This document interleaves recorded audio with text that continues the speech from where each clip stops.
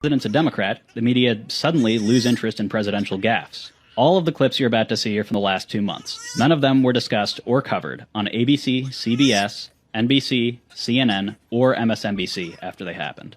First, we've got Biden confusing World War II heroes, the Tuskegee Airmen, with victims of a decades-long human syphilis experiment. There's a reason why it's been harder to get African Americans initially to get vaccinated, because they used to being experimented on. The Tuskegee Airmen and others.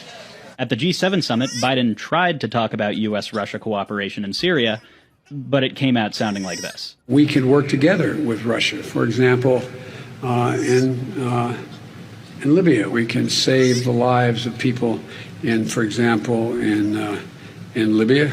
Next up is whatever this is. The question is whether or not we should be in a position where you are. Why can't the experts say we know that this virus is in fact it's going to be, or excuse me, we know why all the drugs approved are not temporarily approved but permanently approved. Yeah. Then there's this awful moment from a commencement address. I love those barrettes in her hair, man. I tell you what.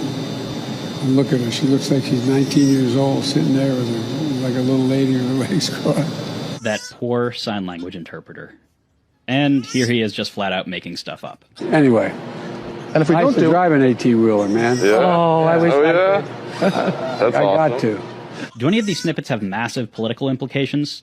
No, obviously not. And that's not the point. The point is the same media who spent days talking about this tweet now completely ignore stuff like this. Are there people in the Republican Party who think we're sucking the blood out of kids? I'm not sure. The story here isn't the bumbling old guy. It's about the